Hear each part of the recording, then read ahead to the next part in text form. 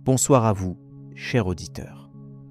Ce soir, je vous invite à embarquer pour un voyage qui bouleversera sans doute tout ce que vous croyez savoir sur Christophe Colomb.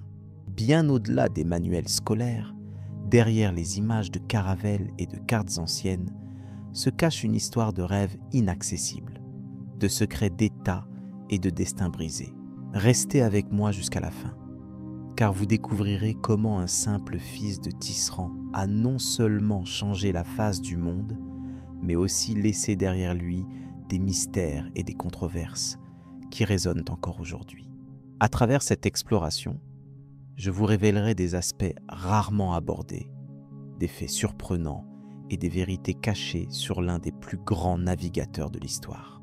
Christophe Colomb naît à Gênes, une ville portuaire animée de la Méditerranée, au cœur du XVe siècle. Sa famille n'est pas riche. Son père travaille la laine, sa mère s'occupe du foyer.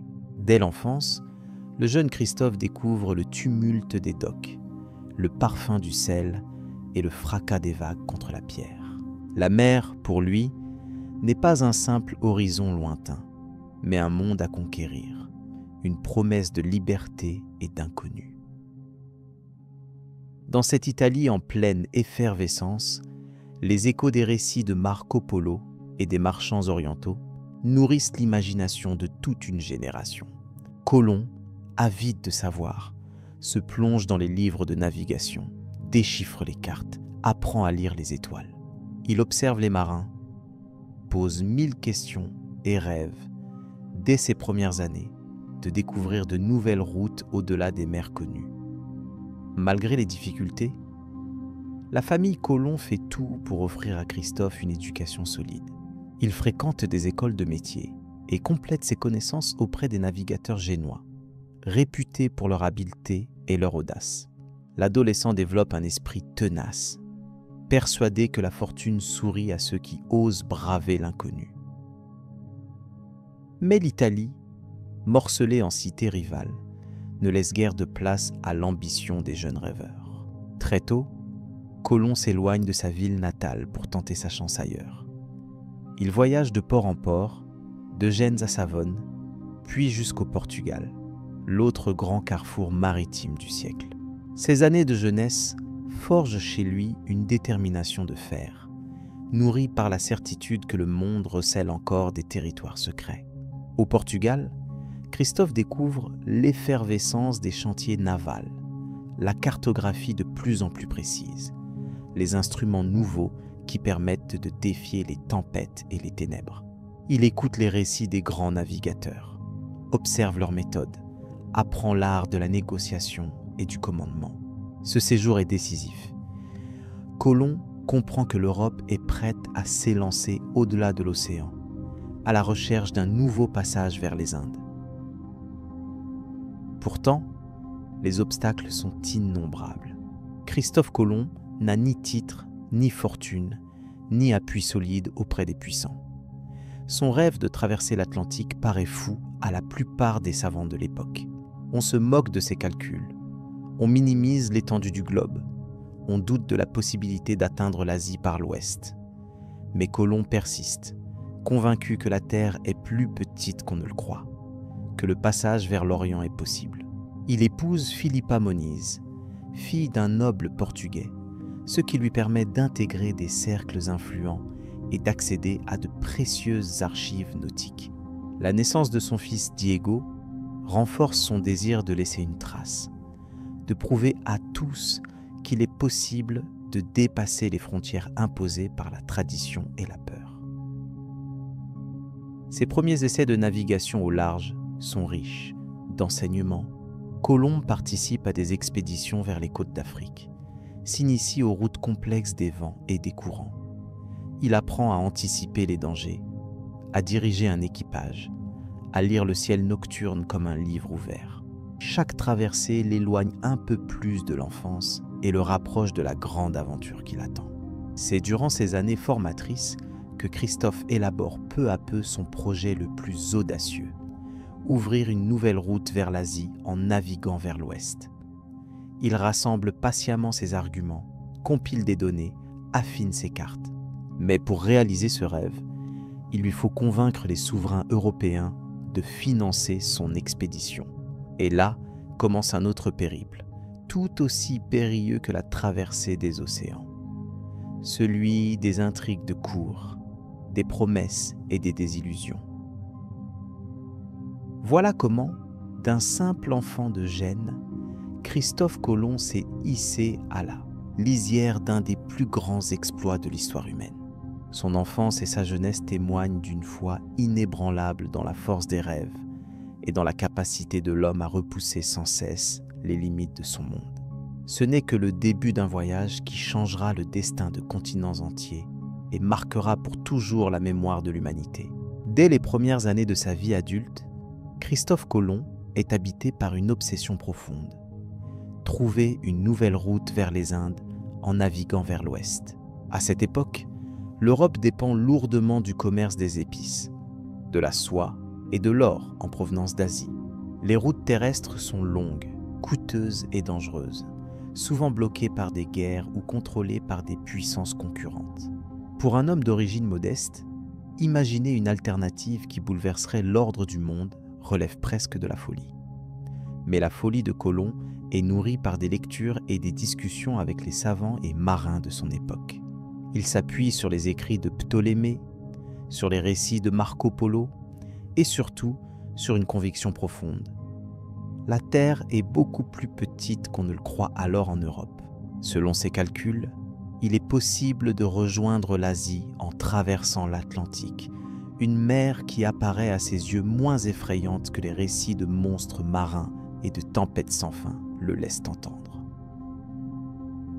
Pourtant, convaincre autrui de la justesse de son projet s'avère un véritable chemin de croix. Colomb approche d'abord le roi du Portugal, espérant profiter de la réputation maritime exceptionnelle du pays. Mais ses plans sont jugés irréalistes, voire dangereux. Les géographes portugais estiment que l'océan est bien trop vaste et les risques immenses. Les portes se ferment et Colomb comprend qu'il devra chercher ailleurs le soutien nécessaire à son rêve.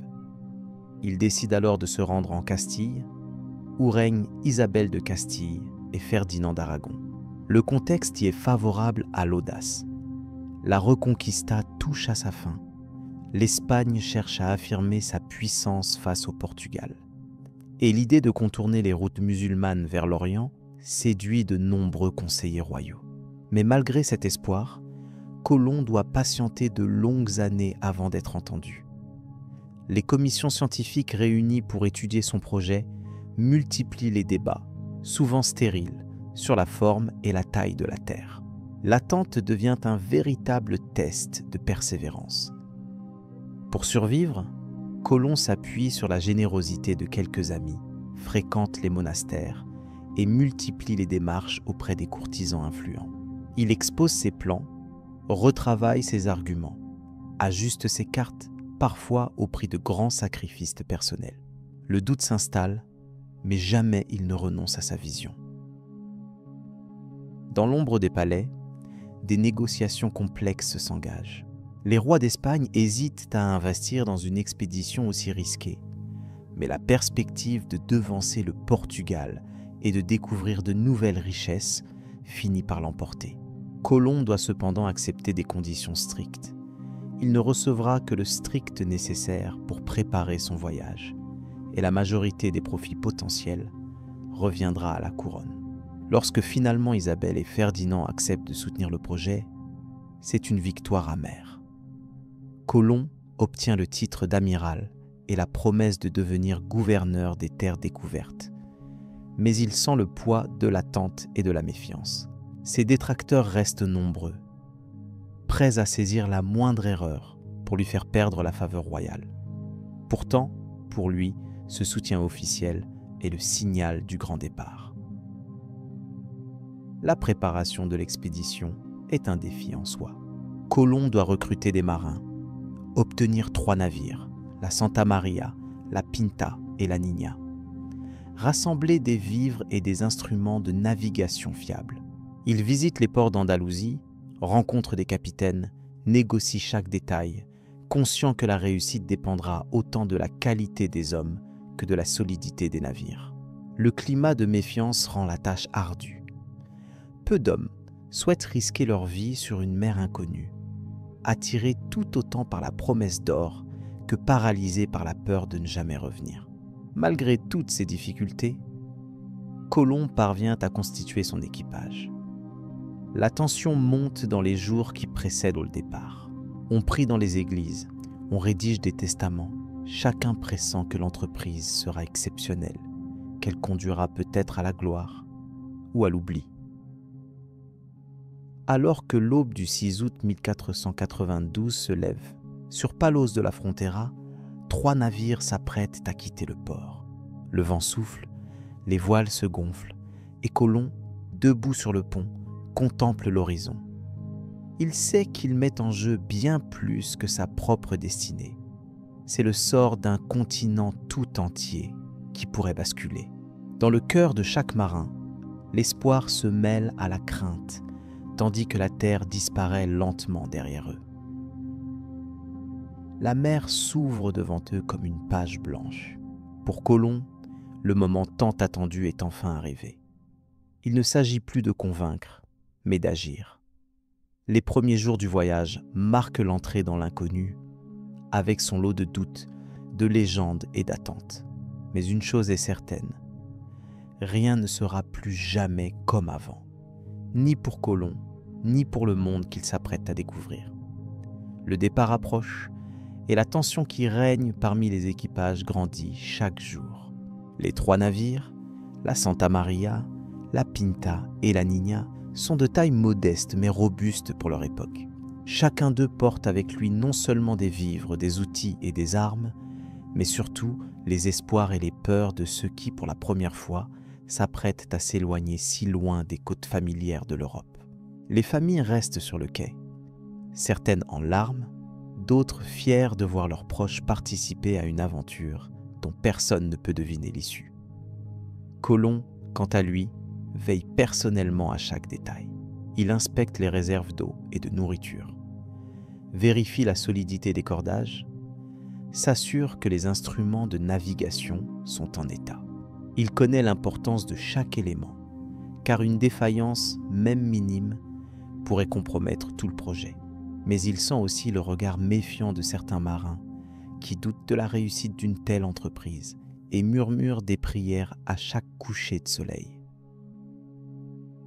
Le 3 août 1492, les voiles sont hissées sous les acclamations discrètes des habitants de Palos. Les bateaux glissent lentement sur l'eau, emportés par le courant du fleuve, avant de s'enfoncer dans l'immensité de l'océan Atlantique. Très vite, la terre ferme disparaît à l'horizon, et les premiers jours de navigation se passent dans une atmosphère de tension mêlée d'excitation. Colomb consigne chaque observation dans son journal, notant la direction des vents, la couleur de l'eau, le comportement de l'équipage. Pour lui, chaque détail compte, car il sait que le moindre incident pourrait faire basculer la confiance fragile de ces hommes. Le quotidien en mer s'organise peu à peu. Les marins suivent un rythme rigoureux. Nettoyage du pont, surveillance de la voilure, repas pris rapidement à l'abri du vent. Certains jours, la mer est d'huile et le soleil tape fort sur les têtes. D'autres, les vagues secouent les navires et font grincer les planches. Le manque de sommeil, la monotonie du paysage et la peur de l'inconnu pèsent sur les esprits. Pourtant, Colomb s'efforce de maintenir la discipline et le moral en racontant des histoires, en rappelant à tous la grandeur de leur mission. Peu à peu, l'Atlantique révèle son vrai visage. Les tempêtes ne tardent pas à surprendre les équipages, forçant chacun à puiser dans ses dernières forces pour manœuvrer les voiles et éviter le naufrage. Les éclairs illuminent la nuit, la pluie s'abat violemment et les hommes, transis de froid, se réfugient là où ils le peuvent. À ces moments-là, même Colomb doute parfois du succès de l'expédition. Mais il garde ses pensées pour lui, conscient que le moindre signe de faiblesse serait désastreux. Lorsque le mauvais temps s'apaise, de longues journées de calme plat succèdent aux tempêtes. L'équipage lutte contre l'ennui, certains sombrent dans la superstition. On raconte que des monstres marins rôdent dans les profondeurs, que l'océan cache des dangers que nul n'a jamais affrontés. Colomb, fidèle à sa mission, organise des séances d'observation des étoiles et explique les cartes marines à ceux qui souhaitent apprendre. Il sait qu'il doit occuper les esprits pour éviter que la peur ne se transforme en mutinerie. Le plus grand défi reste la durée du voyage. Les réserves diminuent lentement. La nourriture commence à se faire rare et l'eau douce se corrompt sous l'effet de la chaleur. Les hommes, privés de repères, s'interrogent. N'ont-ils pas déjà dépassé les limites du monde connu ? Certains murmurent que jamais ils ne reverront leur patrie. D'autres accusent Colomb de les avoir trompés sur les distances, de les mener à une mort certaine. Face à cette angoisse croissante, Colomb use de diplomatie et de promesses, jurant que la terre est proche, qu'il a vu des signes dans les courants et la faune marine. Pour renforcer la cohésion du groupe, il récompense les marins qui signalent la moindre branche flottante, le vol d'un oiseau ou la couleur inhabituelle de l'eau. Tout indice est interprété comme une promesse de terre proche, et parfois, une simple illusion d'optique suffit à raviver l'espoir. Mais les jours s'étirent, et l'attente devient insupportable. Les chants des marins se font plus rares, les discussions plus tendues. Certains rédigent des messages à destination de leur famille, dans l'éventualité où ils seraient retrouvés un jour sur des débris perdus au large. Colomb, lui, ne faiblit pas.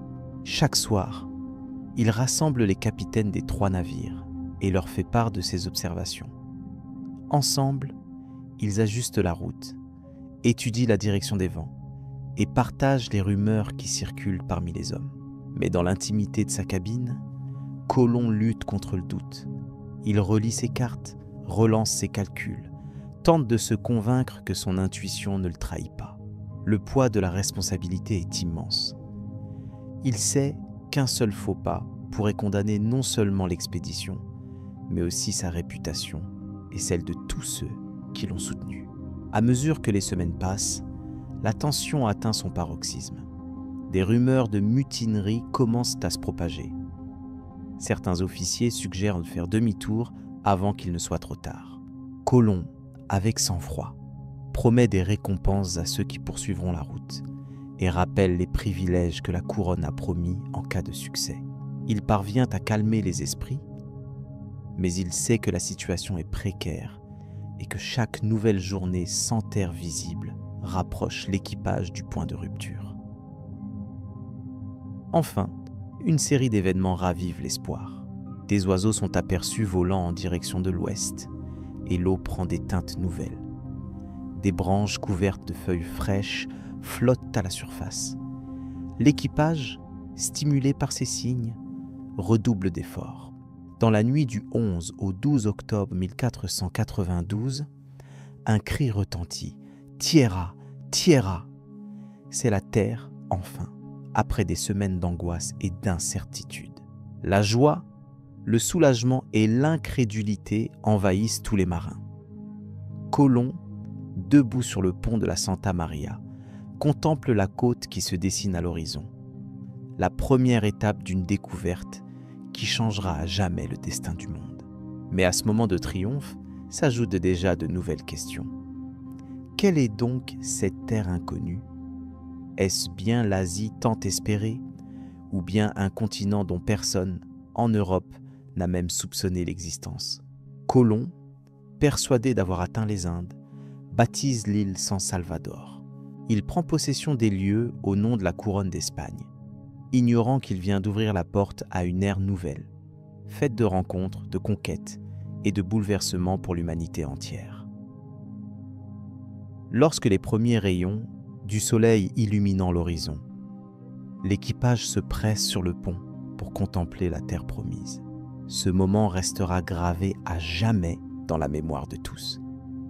Après des semaines d'angoisse et de doute, la réalité de ce rivage inconnu s'impose.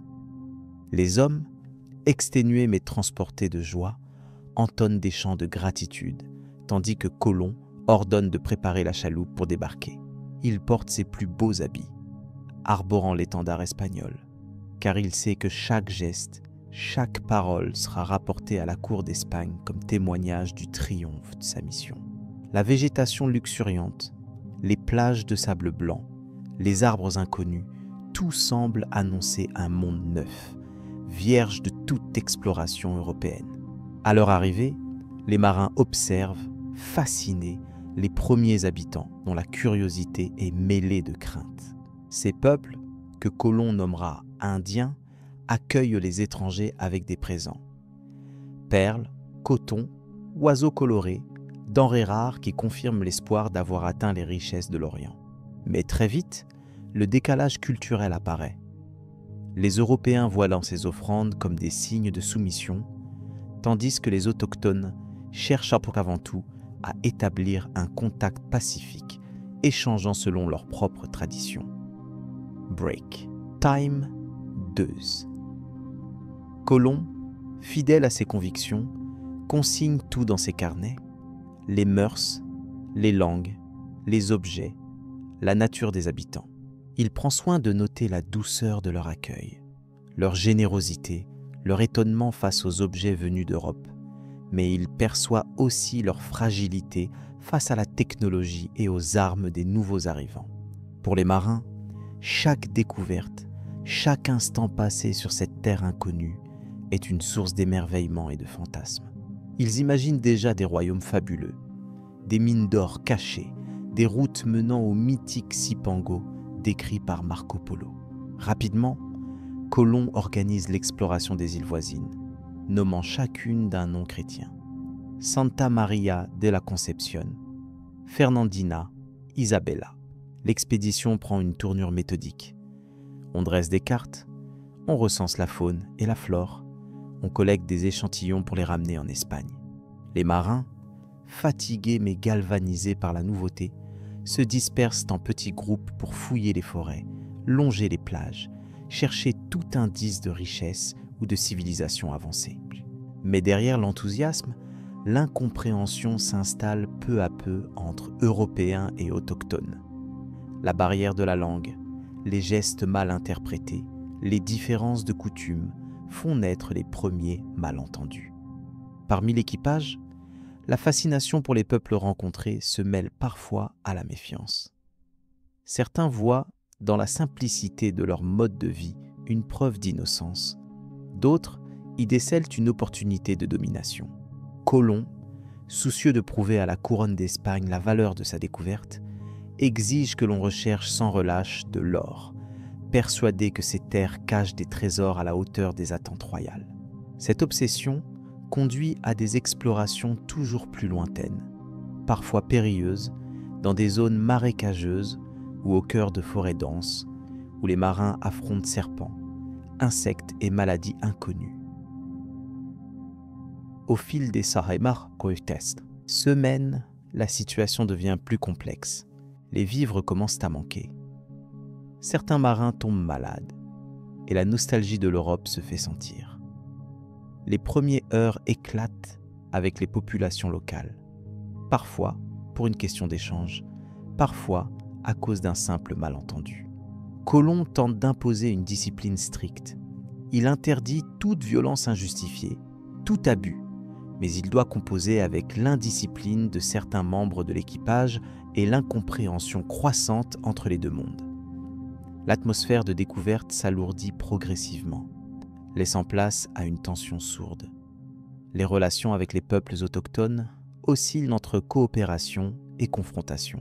Certains groupes acceptent d'aider les marins, leur montrent où trouver de l'eau, des fruits, des abris.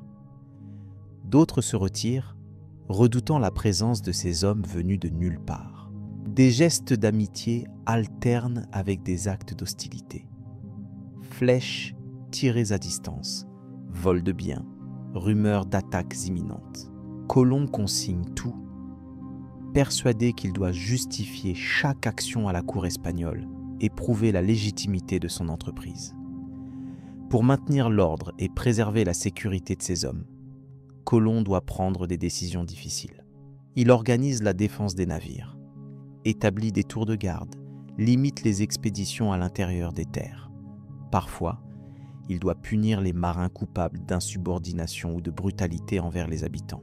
Mais malgré tous ces efforts, la fracture entre les deux mondes se creuse lentement, préparant le terrain à des conflits plus graves dans l'avenir.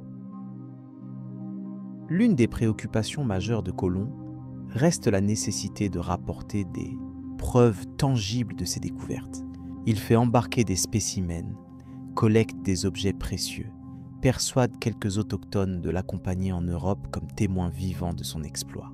Il sait que sans or, sans trésor ni récits extraordinaires, sa réussite pourrait être remise en question.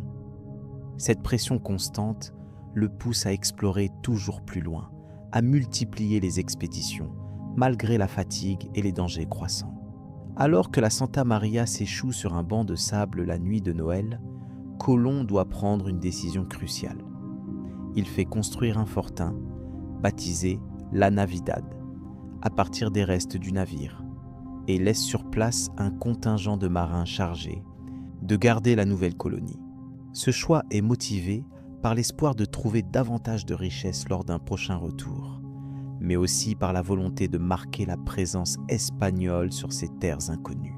Les adieux sont douloureux, car nul ne sait ce que l'avenir réserve à ces hommes isolés, loin de tout secours. La Niña et la Panta, désormais seules, reprennent la mer pour le voyage du retour. La traversée s'annonce difficile. Tempêtes, pénuries, maladies et tensions internes mettent les équipages à rude épreuve. Mais l'idée de rentrer en Europe porteur d'une nouvelle aussi incroyable redonne à tous l'énergie nécessaire pour affronter les épreuves. Colomb, épuisé mais animé d'un sentiment d'accomplissement, rédige ses derniers rapports, rassemblant cartes, objets et témoignages qui serviront de preuve à la cour d'Espagne. À l'approche des côtes européennes, l'équipage, amaigri mais vivant, ressent un soulagement immense. On accoste finalement à Palos au début du printemps 1493. La nouvelle du retour se répand comme une traînée de poudre. Un monde nouveau a été découvert, et c'est l'Espagne, par l'audace d'un seul homme, qui s'apprête à bouleverser l'ordre des nations. Le retour de Colomb marque le début d'une ère de bouleversement profond. Accueilli comme un héros, il est présenté à la cour dans un faste exceptionnel. Processions, cérémonies, récits des merveilles découvertes émerveillent les souverains et attisent la curiosité de toute l'Europe. Mais au-delà des festivités, une nouvelle question s'impose. Que faire de ces terres inconnues, de leurs habitants, de leurs richesses potentielles? Pour Colomb, la première expédition n'est qu'un prélude, le début d'une aventure bien plus vaste qui désormais échappe à tout contrôle individuel pour devenir l'affaire de tout un continent. À son retour en Espagne, Christophe Colomb est porté en triomphe. La couronne, fascinée par le récit de son aventure, l'accueille avec tous les honneurs. Les rues de Séville et de Barcelone s'animent au passage du navigateur et de son équipage. Accompagnés de captifs autochtones, de caisses remplies d'objets inconnus et de récits fantastiques sur des terres à la beauté inégalée. Les souverains Isabelle et Ferdinand organisent de somptueuses cérémonies.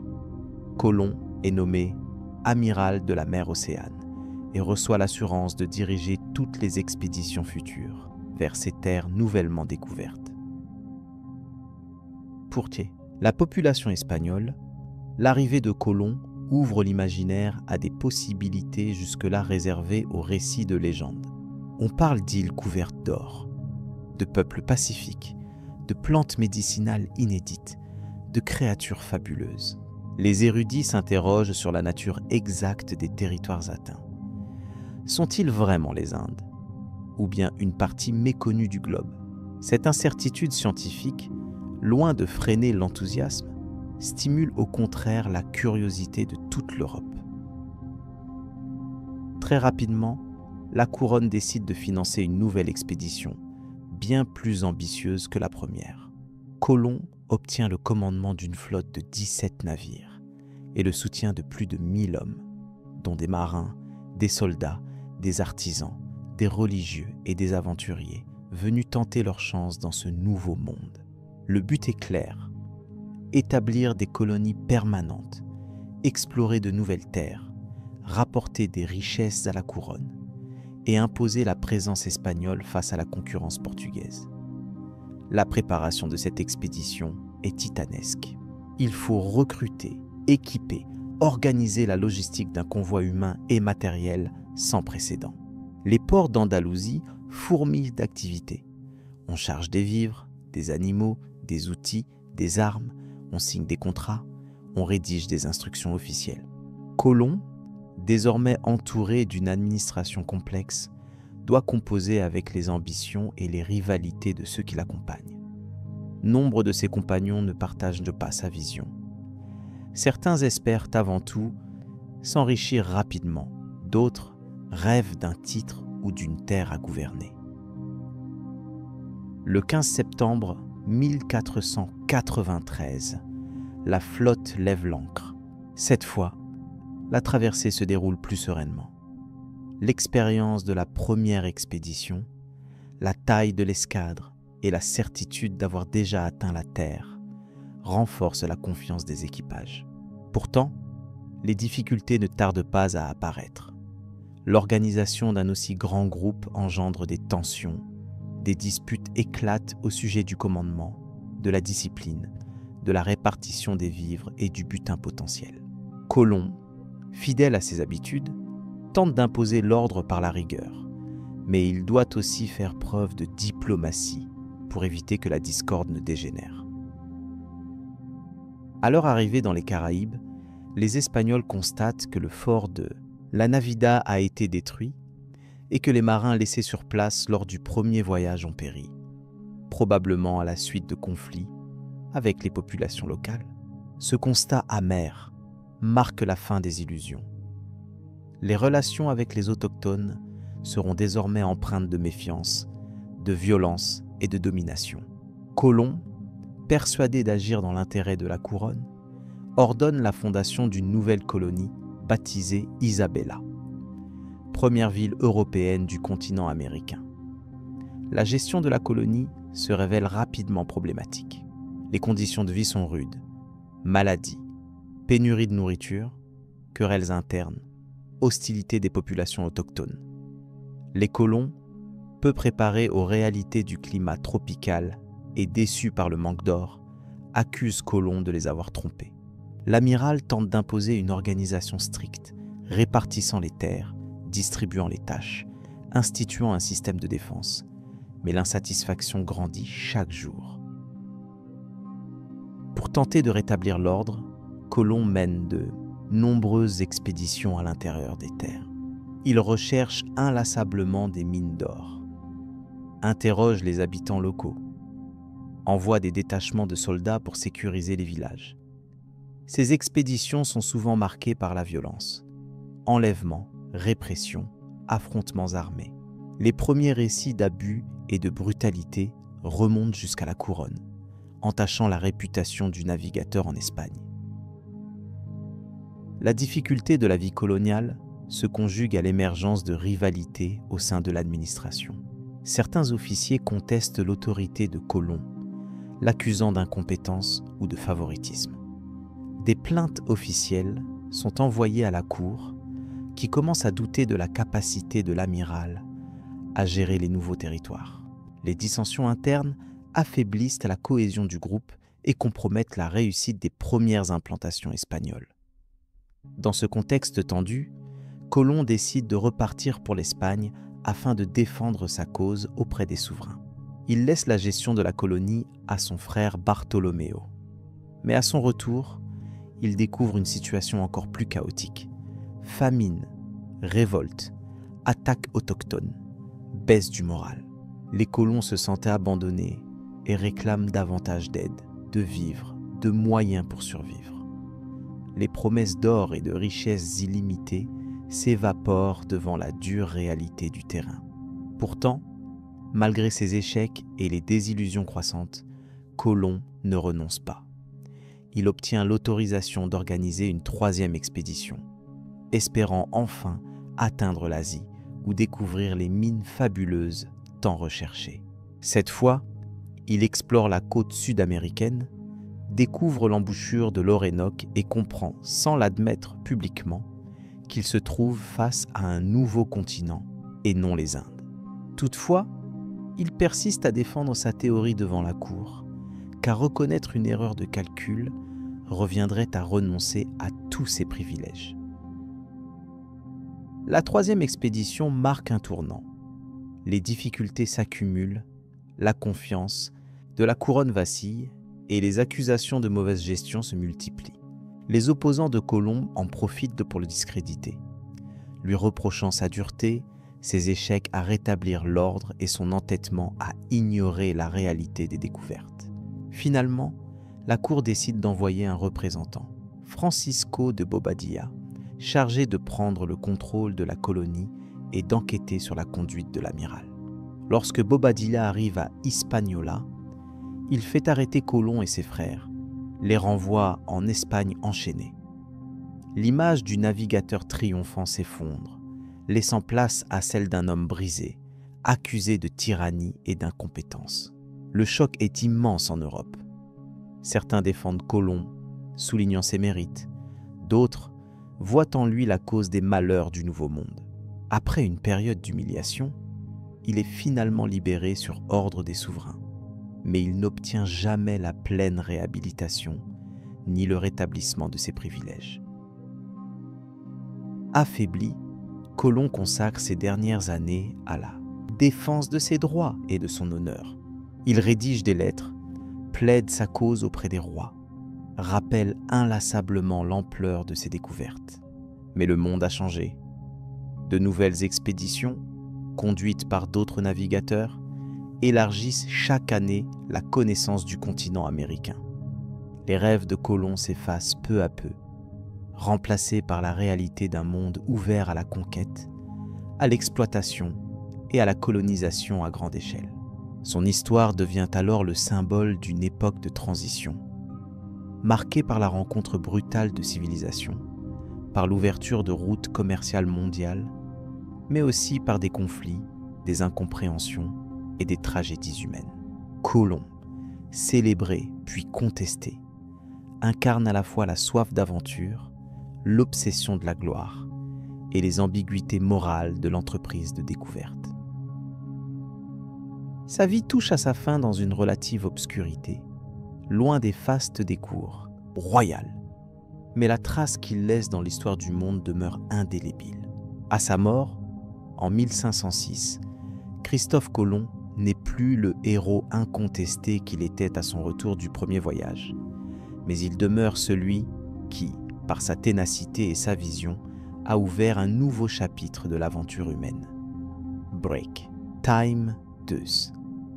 Après les tempêtes et les trahisons, Colomb entreprend sa 4e et dernière expédition, animé par un mélange de désespoir et de volonté inébranlable. Il sait que sa réputation est en jeu, que la couronne d'Espagne a désormais d'autres ambitions et que de nouveaux explorateurs, plus jeunes et soutenus par des rivaux, cherchent à s'approprier la gloire des découvertes. Pourtant, malgré la lassitude, la maladie et l'amertume, Colomb est déterminé à trouver le passage vers l'Asie qu'il a tant promis. Convaincu que la clé de sa réhabilitation et de son honneur se trouve encore au-delà de l'horizon, la préparation de cette expédition s'effectue dans un climat de défiance. Les ressources allouées sont réduites, les équipages recrutés à la hâte, souvent composés d'aventuriers désespérés, d'anciens prisonniers ou de marginaux cherchant la fortune. Colomb doit négocier chaque navire, chaque tonneau de vivres, chaque arme. Sa propre famille s'inquiète pour sa santé. Il souffre de crises de gouttes, de fièvres récurrentes, et l'âge se fait sentir. Mais l'appel de la mer et la nécessité de prouver sa valeur l'emportent sur toutes les précautions. Le départ a lieu en mai 1502, dans une relative indifférence. L'Espagne, désormais occupée par la consolidation de ses colonies et les guerres en Italie, accorde peu d'attention à l'ancien amiral. Les 4 navires prennent la mer, longeant d'abord les côtes connues, puis s'aventurant vers des territoires inexplorés. Colomb espère découvrir le mythique détroit qui relierait l'océan Atlantique à la mer de Chine. Une voie tant recherchée par tous les navigateurs de l'époque. Dès les premiers jours, l'expédition se heurte à de nombreuses difficultés. Tempêtes violentes, navires endommagés, maladies qui se propagent à bord. Les vivres manquent, la discipline se relâche et certains membres de l'équipage doutent ouvertement de la réussite de la mission. Colomb, épuisé mais inflexible, prend des décisions difficiles pour maintenir l'ordre et la sécurité. Il punit les fauteurs de troubles, distribue les dernières réserves, tente de garder le cap en s'appuyant sur son expérience et son intuition. Les côtes de l'Amérique centrale se révèlent hostiles et déroutantes. Les fleuves, souvent impénétrables, sont infestés de moustiques et de crocodiles. Les forêts denses dissimulent des dangers inconnus. Les populations locales, méfiantes, résistent parfois à l'arrivée des Espagnols, craignant pour leur survie et leur autonomie. Colomb tente d'établir des contacts pacifiques, distribuant des présents, promettant des alliances, mais les échanges tournent vite à l'incompréhension, puis à la confrontation. Malgré l'adversité, l'expédition progresse vers l'ouest, longeant les côtes du Honduras, du Nicaragua et du Panama. Colomb croit déceler, dans la configuration du rivage et le comportement des marées, des signes d'un passage vers l'océan Pacifique. Il note chaque observation dans son journal, espérant convaincre la cour d'Espagne de la validité de ses théories. Mais le climat, les maladies et les attaques répétées rendent le séjour de plus en plus périlleux. Les navires, rongés par les vers marins, prennent l'eau.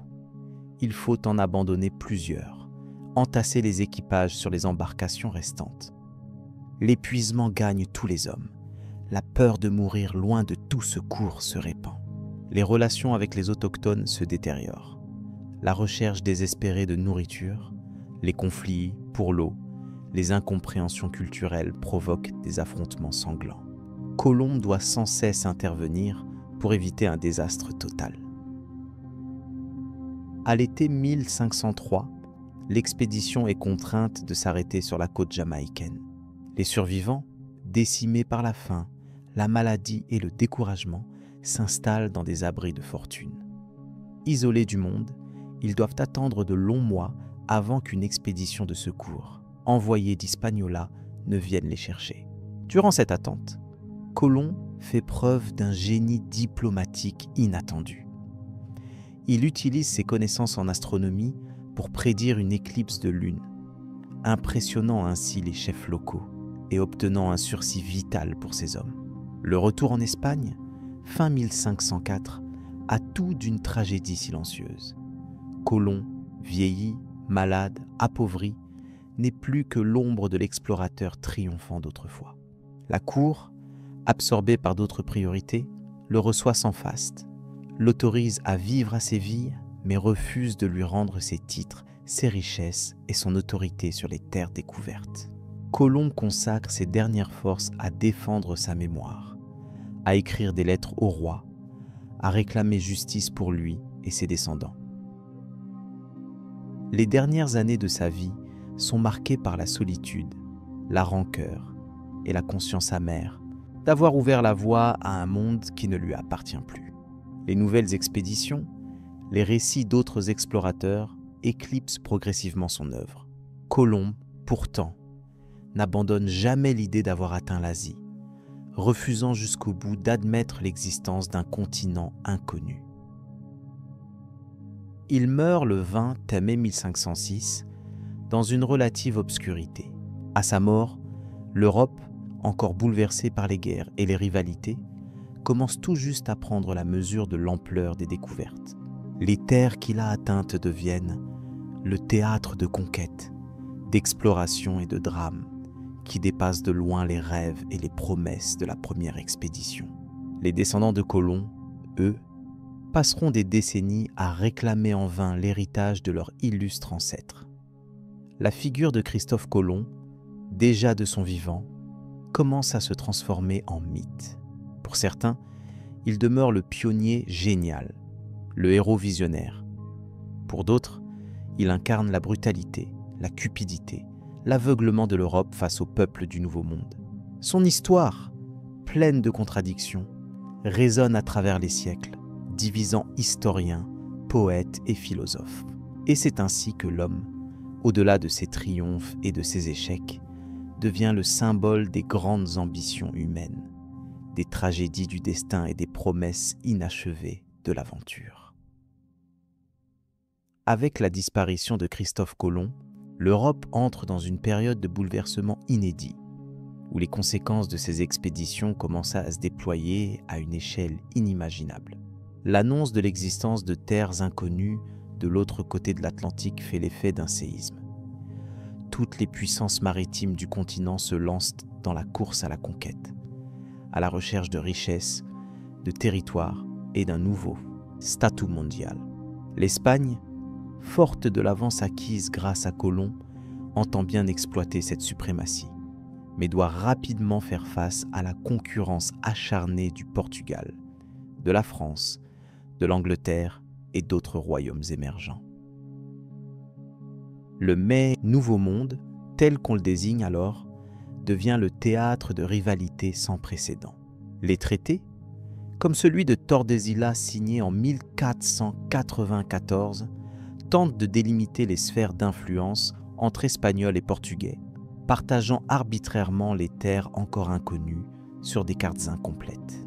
Ce découpage, fruit de négociations diplomatiques et de calculs politiques, pose les bases d'un affrontement séculaire qui structurera l'histoire du continent américain pendant des siècles. Dans les ports espagnols, des milliers d'hommes affluent, espérant trouver fortune ou fuir la misère de l'Europe. Les expéditions se multiplient, chacune plus ambitieuse que la précédente. Conquistadors, missionnaires, marchands, aventuriers s'embarquent vers l'inconnu, porteurs de rêves, d'ambitions, mais aussi d'armes, de maladies et de nouvelles formes de domination. Les premières colonies, à peine établies, deviennent les points d'ancrage d'un vaste réseau d'échanges commerciaux, de transferts culturels, mais aussi de violence et d'asservissement. Très vite, la réalité du continent américain s'impose aux Européens. Ils découvrent des civilisations anciennes, des empires puissants comme ceux des Aztèques et des Incas, des sociétés organisées, dotées d'une culture, d'une religion, d'une économie sophistiquée. Les rencontres, parfois pacifiques, dégénèrent souvent en conflits sanglants, les Européens imposant par la force leur autorité, leurs croyances et leur mode de vie. Les populations autochtones, déstabilisées par l'arrivée massive de nouveaux venus, voient leur monde bouleversé à jamais. Maladies inconnues, guerres, exploitation et spoliation entraînent une chute dramatique de la démographie et la disparition de sociétés entières. Au cœur de cette transformation, l'héritage de Colomb est à la fois célébré et contesté.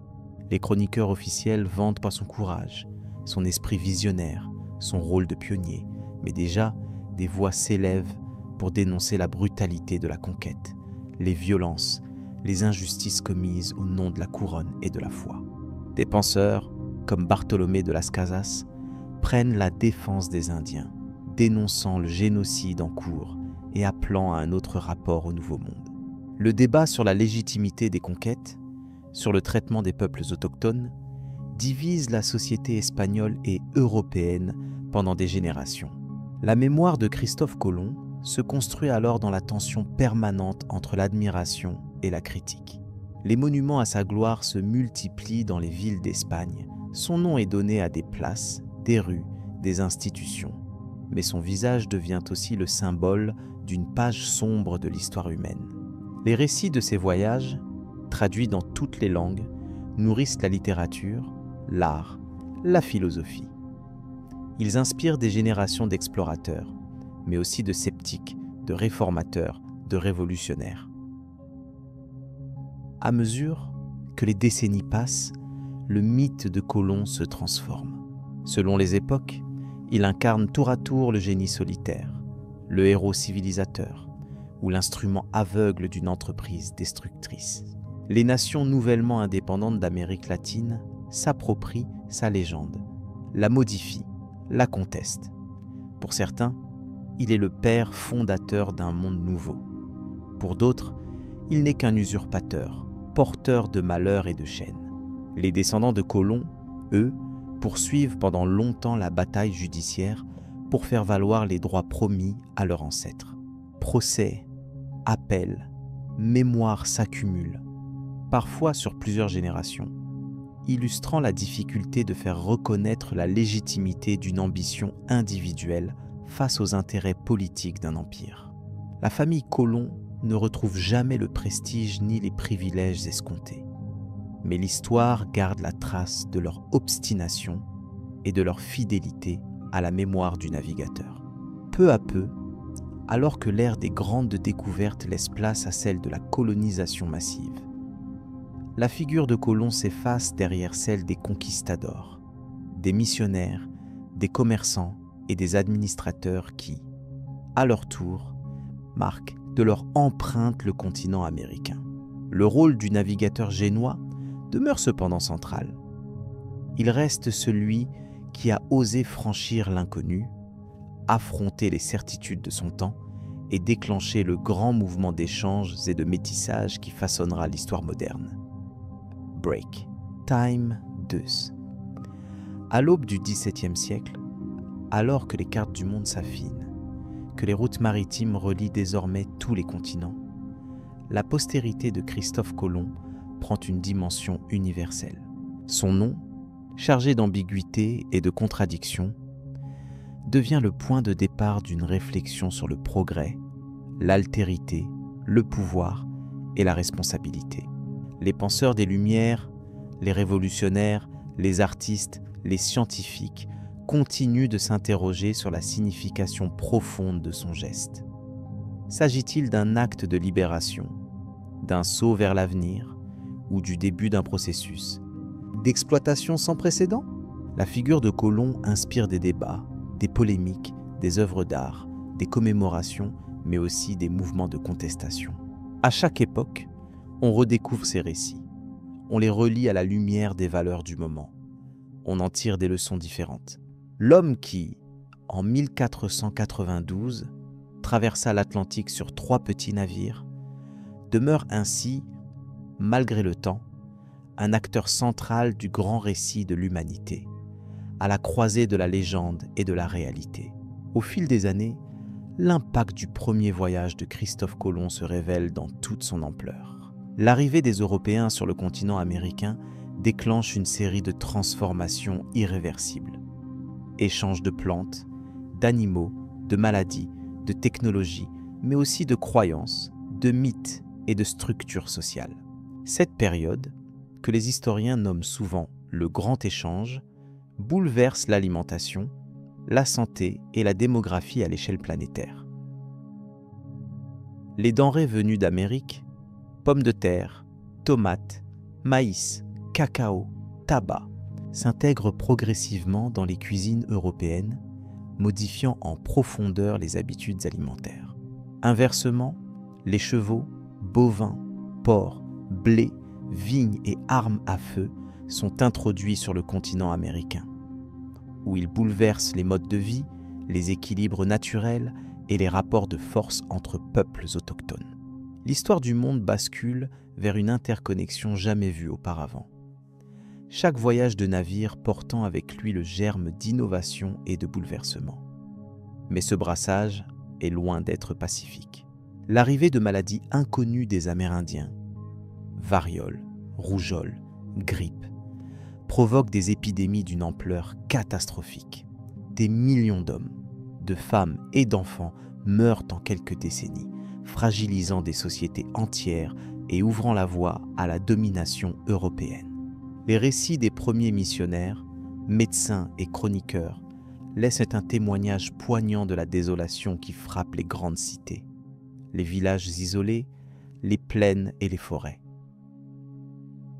Face à ce vide démographique, les Espagnols et, bientôt, d'autres puissances européennes recourent à une solution qui marquera durablement l'histoire, la traite négrière. Des millions d'Africains sont arrachés à leur terre natale. déportés de force vers les colonies américaines pour remplacer la main-d'œuvre décimée. Cette tragédie, qui dure plus de 3 siècles, façonne le peuplement du Nouveau Monde, crée de nouvelles cultures métissées et laisse une blessure profonde dont les conséquences résonnent encore aujourd'hui. Les économies atlantiques se transforment à un rythme accéléré. Les mines d'or et d'argent du Mexique et du Pérou, exploitées grâce au travail forcé des indigènes puis des esclaves africains, alimentent les caisses des monarchies européennes, financent guerres, constructions, fastes de cours et expéditions scientifiques. L'argent circule de Séville à Anvers, de Lisbonne à Londres, irrigue les marchés de l'Inde, de la Chine et du Proche-Orient. Mais la richesse accumulée dans les métropoles contraste violemment avec la misère, la violence et l'exploitation des colonies. Sur le plan politique, la découverte du Nouveau Monde accélère la centralisation des États européens. L'Espagne, première puissance à tirer profit des nouvelles terres, met en place une administration coloniale tentaculaire.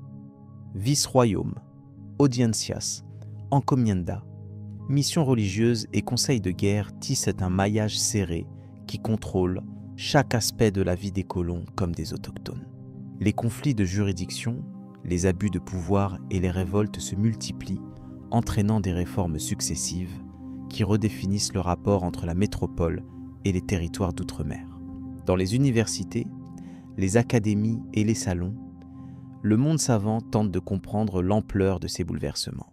Les débats sur la nature des peuples américains, sur la légitimité de la conquête, sur la moralité de l'esclavage, agitent les esprits les plus brillants d'Europe. Des penseurs comme Montaigne, Las Casas, Sepúlveda ou encore Vittoria s'affrontent dans des controverses qui annoncent les grandes discussions des siècles suivants sur les droits de l'homme, la souveraineté, la liberté et la justice. À mesure que l'histoire avance, l'image de Colomb se mue en véritable légende. Les livres de classe, les peintures, les statues, les récits populaires le présentent tour à tour comme le découvreur du Nouveau Monde, l'incarnation de l'audace humaine ou le précurseur de l'expansion occidentale. Mais cette gloire n'est pas sans contestation. Les mouvements autochtones, les historiens critiques, les artistes engagés déconstruisent peu à peu le mythe, mettant en lumière les souffrances, les destructions et les pertes incommensurables provoquées par l'irruption de l'Europe sur le continent américain.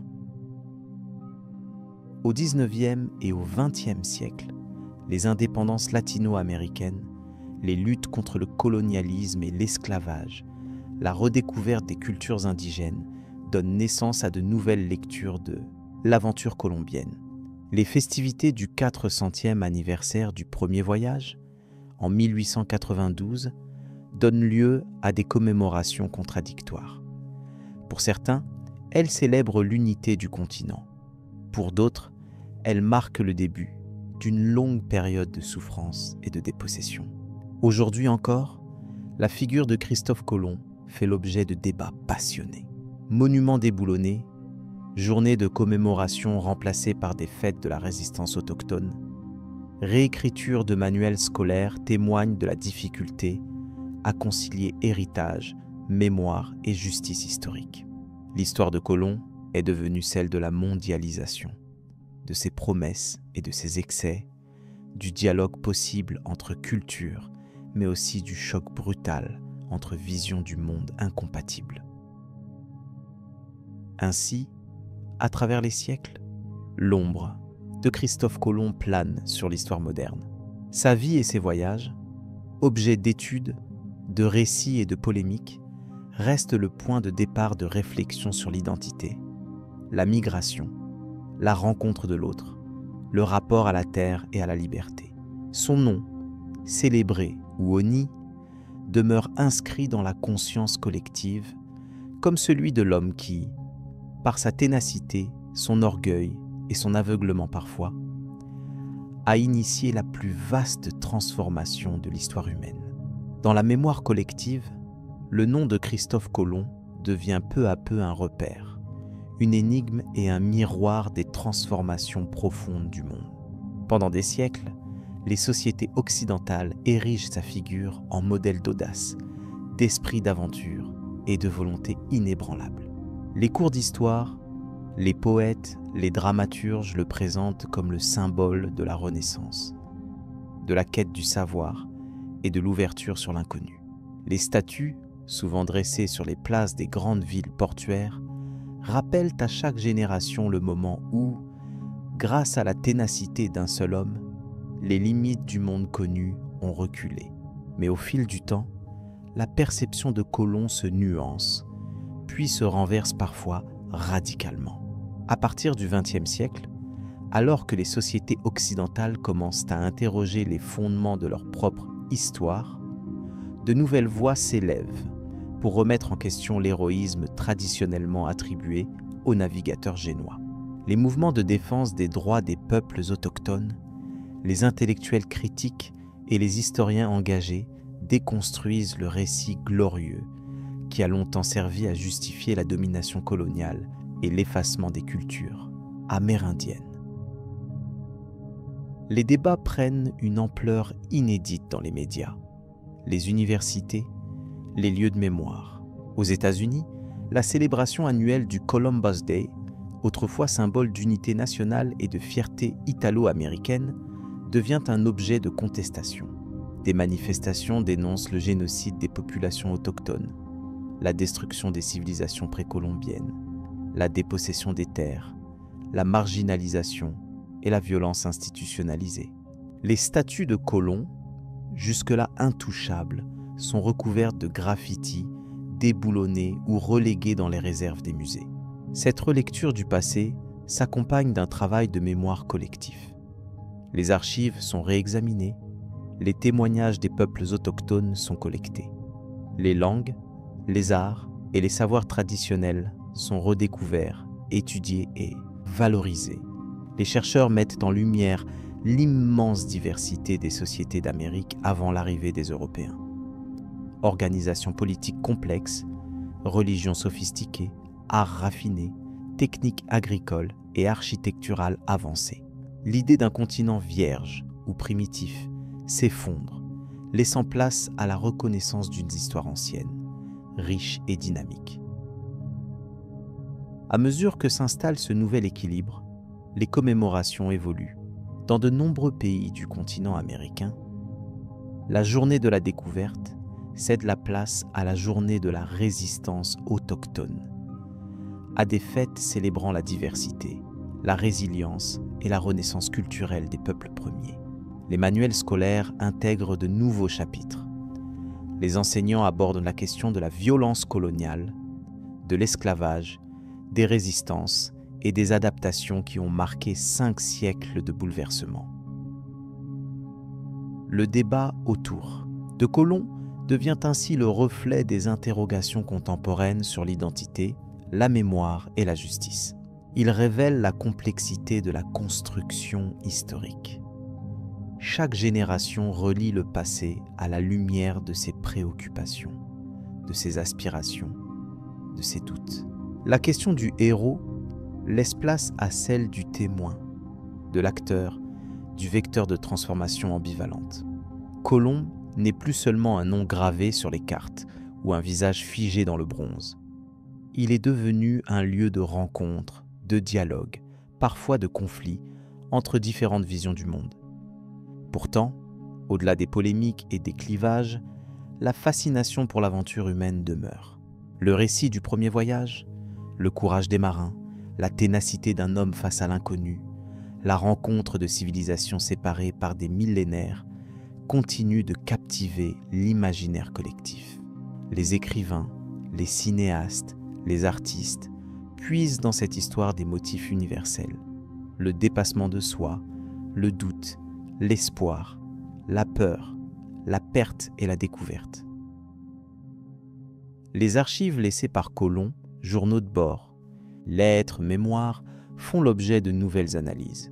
Les historiens cherchent à distinguer la réalité des mythes, à comprendre la personnalité complexe du navigateur, ses croyances, ses ambitions, ses peurs et ses contradictions.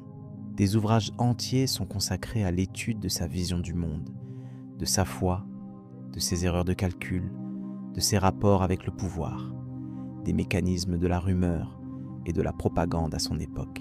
Les sciences humaines, l'anthropologie, la géographie et l'archéologie poursuivent le travail de redécouverte du continent américain précolombien. Fouilles, analyses linguistiques, recherches génétiques révèlent chaque année de nouveaux aspects de l'histoire amérindienne, enrichissant le récit global et donnant voix à ceux qui avaient été oubliés. La figure de Colomb, ainsi replacée dans un contexte élargi, cesse d'être unique pour devenir un élément parmi d'autres dans la grande mosaïque de l'aventure humaine. Enfin, au début du XXIe siècle, la mondialisation, les migrations et la multiplication des échanges culturels offrent un nouveau cadre de réflexion.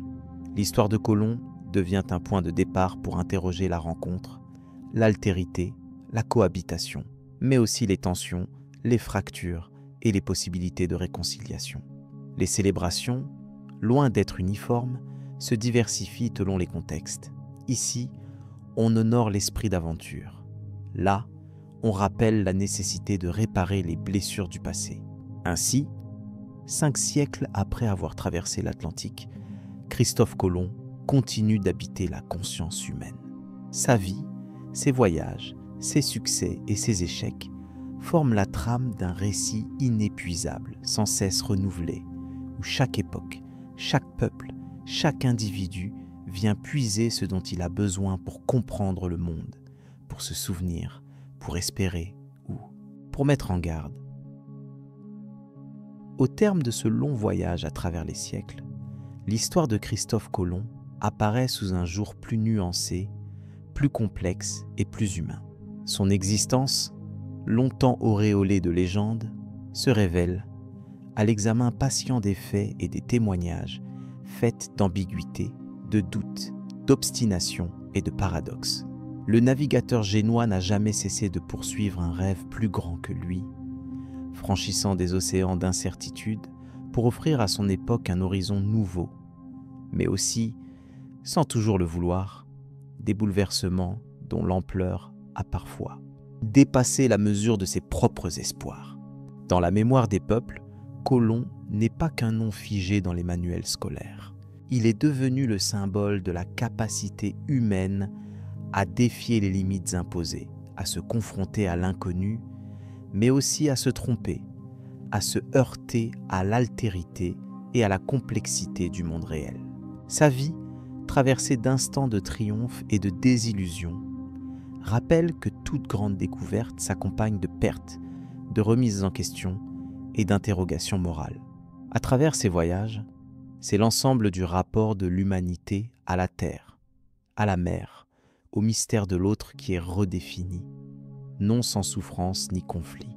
Pourtant, malgré les critiques, les relectures, les condamnations et les tentatives de réhabilitation, Colomb demeure une figure centrale de l'imaginaire collectif.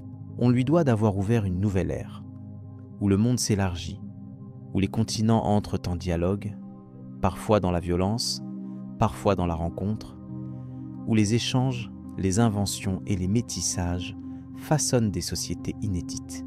Son nom est gravé sur des monuments, des cartes, des livres, des mémoires, et continue de susciter débats, passions et remises en question. Au fil des décennies, le récit de Colomb a évolué. Les sociétés qui célèbrent ou contestent son héritage réécrivent sans cesse le sens de son aventure. Les anniversaires, les commémorations, les polémiques sur les statues et les noms de lieux reflètent cette tension entre l'admiration du courage et la dénonciation des injustices.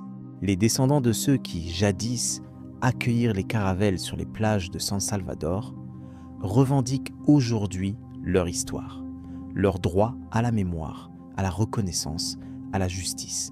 Dans le champ scientifique, la figure de Colomb sert de repère pour réfléchir au processus de découverte, aux erreurs d'interprétation, à la nécessité du doute et de la remise en question. Les débats sur les routes suivies, les journaux de bord, les erreurs de calcul sur la circonférence de la Terre, les controverses sur l'intentionnalité de la découverte d'un nouveau continent illustrent la part d'incertitude, de hasard et de génie qui accompagne toute avancée humaine. Pour les artistes, les écrivains, les philosophes, Colomb incarne tour à tour le conquérant, l'explorateur, le prophète, le déchu, l'étranger. Il inspire des romans, des poèmes, des fresques, des films, des débats philosophiques sur la frontière, le voyage, l'identité, le progrès et la tragédie de l'histoire. Son visage, tour à tour idéalisé ou caricaturé, devient le support d'une réflexion sur l'ambivalence des grandes figures, sur le pouvoir de l'imaginaire, sur la fragilité des certitudes humaines. Dans le monde contemporain, la présence de Colomb continue de diviser et de réunir. Les migrations, les dialogues interculturels, les revendications identitaires réactivent le souvenir de la première rencontre entre l'Europe et l'Amérique. Les débats sur la mémoire, la réparation, l'héritage colonial et l'avenir des sociétés métissées trouvent dans l'histoire du navigateur un point de départ, une métaphore, un avertissement ou un espoir, selon le point de vue adopté. Pourtant, au-delà des prises de position, des analyses et des commémorations, l'expérience humaine de Colomb touche à l'universel. Son histoire pose les questions fondamentales de la condition humaine. Jusqu'où sommes-nous prêts à aller pour connaître, pour comprendre, pour dépasser nos limites? Quelles conséquences sommes-nous capables d'assumer lorsque notre audace bouleverse le monde des autres? Comment vivre avec la mémoire de nos triomphes et de nos fautes? L'histoire de Christophe Colomb invite à la réflexion, à l'humilité, à l'ouverture. Elle rappelle que chaque découverte est une aventure partagée, porteuse de promesses, mais aussi de dangers, de rencontres inattendues, de confrontations, d'apprentissage. Le monde qu'il a contribué à façonner n'est ni un paradis ni un enfer, mais un espace complexe, traversé de tensions et de possibilités, d'injustice et de création, de perte et de renaissance. Ainsi s'achève le récit de Christophe Colomb. Non pas comme une page close, mais comme une invitation à poursuivre la quête du sens, du dialogue et du respect dans un monde toujours en mouvement.